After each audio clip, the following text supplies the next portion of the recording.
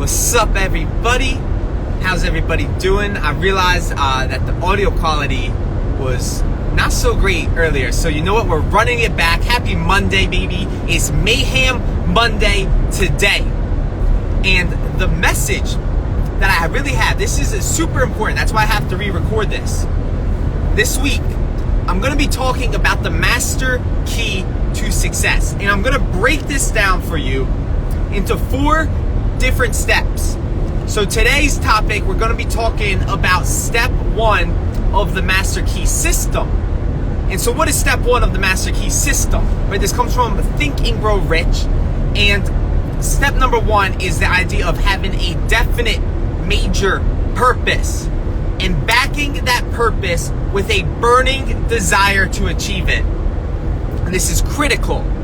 Okay, so the conversation today, I'm going to dive deep into establishing, your definite purpose, right? What do you stand for? Because at the end of the day, right, if you don't stand for something, what's going to happen? You'll fall for anything.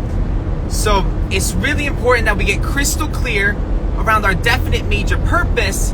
And then additionally, right, you can't just have a purpose and not want to achieve it. We have to talk about, how do you become obsessed with your goal? How do you become obsessed with your dreams? So that's where the burning desire comes in. So that's the conversation today. I'm going to break it down for you. There's actually 7 major parts of your definite major purpose. And this comes from Napoleon Hill's Master Course on Success. And I'm going to do my best to break it down even though I'm driving. But I'll start with step number 1 because I can never forget step number 1 of all individual achievement. This is so critical, right?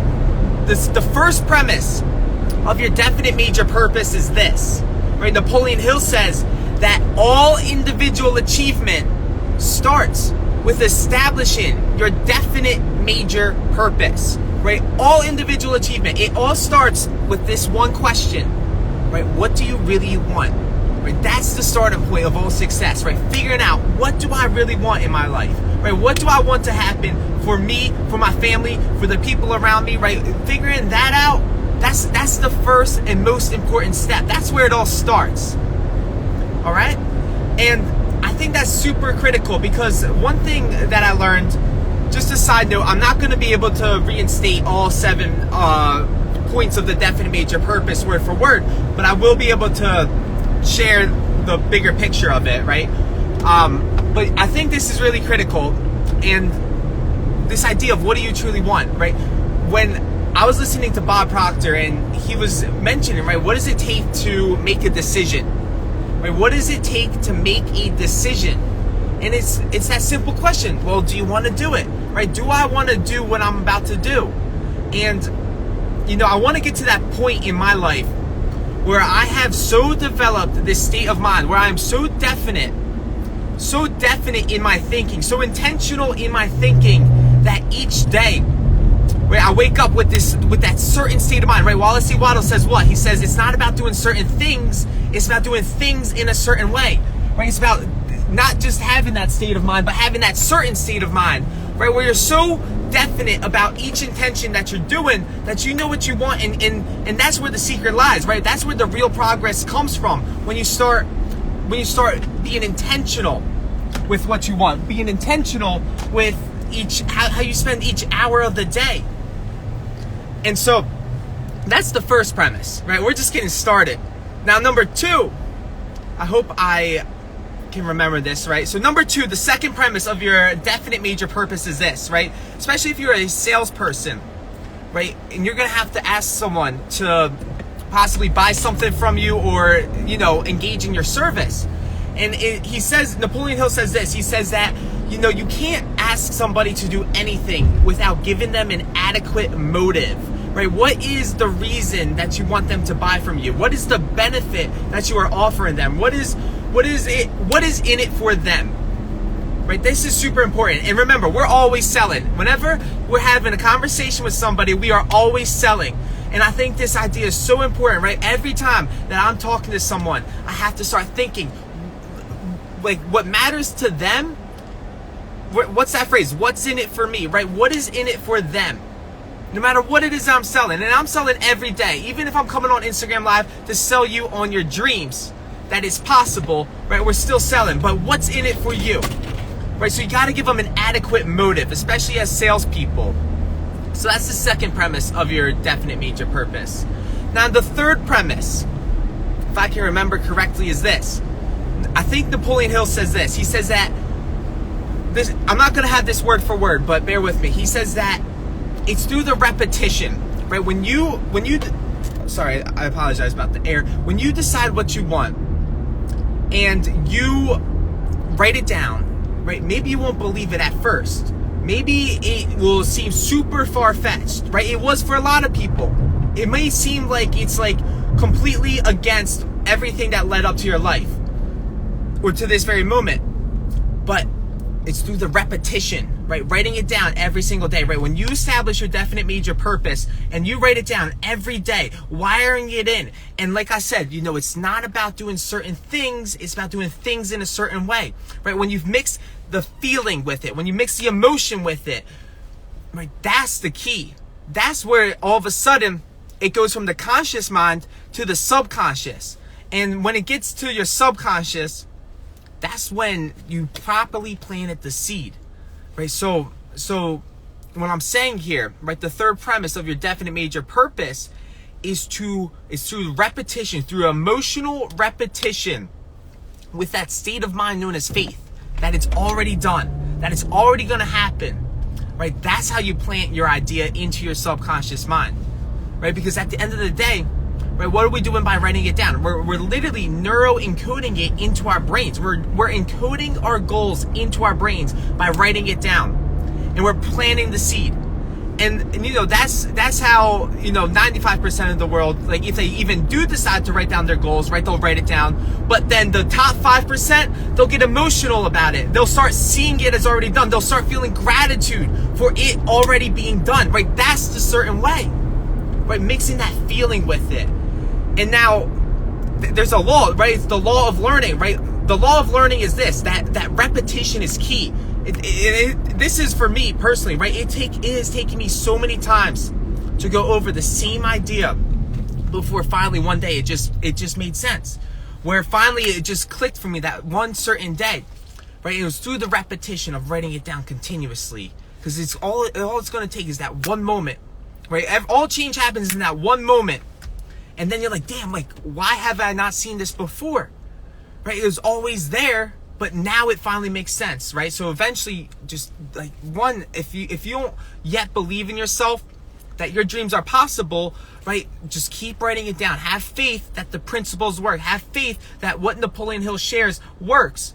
And eventually, you know, what you write down, you'll eventually start being like, damn, like, I truly believe this. I truly believe it's possible. And I think that's so key. So that was the third premise of your definite major purpose. I'm at a red light, so let's read number 4. Okay, number 4 is this. Number 4 is really critical. We're going to actually talk about faith for a moment. What's he say? I can't read and drive, but I think he says that any dominating idea, plan, or purpose which is backed by that state of mind known as faith, is immediately picked up by the subconscious section of the mind and is put into action. And when I'm referring to that state of mind known as faith, I'm talking about it's already done. I'm talking about that state of mind where you can sit down right now and see your dream already done. That's what I'm talking about, that state of mind known as faith. And here, this is something that I even need to hear, right? And please don't shoot the messenger, but this is what Napoleon Hill says. He says, even if you do understand faith, right? Even if you do understand the whole concept of faith, right? If you do not back that understanding up with action, then that faith is dead, right? Deeds without action is dead. Faith without absolute positive belief is dead. And he asks you, right, how is it possible that no matter how much you believe, if you do not back that belief up with action, you're actually going to get the results that you want? And that really hit me. I really had to think of it again, because, like, you know, I can say I believe, I can say I have faith, I can say I have gratitude, but am I putting into action? Right? That's something that I've seriously had to ask myself. Am I actually doing the work? Because it's not about having faith when you're saying the words and you're talking and you're at the big events and everyone's motivated and the energy's high. It's about, do I have the faith when I'm actually doing the action, when I'm actually doing the certain things? And that's critical. That's an idea that I think personally I'm going to go over and over again until I truly get it, right? Do I have faith while I'm doing the actions? Because like Napoleon Hill says, right, faith without deeds is dead. And so that's one of the most hard premises to really swallow, but hey, the truth's the truth. So that was number 4. I'm gonna see if I can pull up number 5. All right, this is cool. So number 5, the 5th premise of establishing your definite major purpose is this, right? There's one quality that you have absolute control over, and that quality is you have the power or control over independent thought, right? Nobody can do your thinking for you. Nobody can do your thinking for you unless you give them permission to. And I'll give you an example. I'll tell you a story, right? Think about Viktor Frankl, the author of Man's Search for Meaning, right? He was a Jew during World War II, and he was taken into the concentration camps. And he actually survived through all the torture and all the beatings. He survived the concentration camps, and he went on to write this book called Man's Search for Meaning. And in this book, he explained that no amount of torture, no amount of physical torture, no amount of emotional torture, no amount of mental torture that the Nazis did to him, could they control the way he thought. Right? That's the one thing. The one thing that you have absolute control over is you have the ability to think. Nobody can do it for you unless you give it to them. Now, the sad truth is, a lot of people give over that ability. I'm not saying that everybody thinks for themselves, but there's one thing that you have, and you have the ability to think, right? We are God's highest form of creation, right? There is no animal on the planet that has the ability, that has the intellect that we have, but no animal on the planet has the higher faculties that we have. They don't have the imagination that we have. They don't have the willpower, right? They don't have these higher faculties. They don't have the ability to think like we do. Right, this is our greatest gift, right? We have the power for independent thought.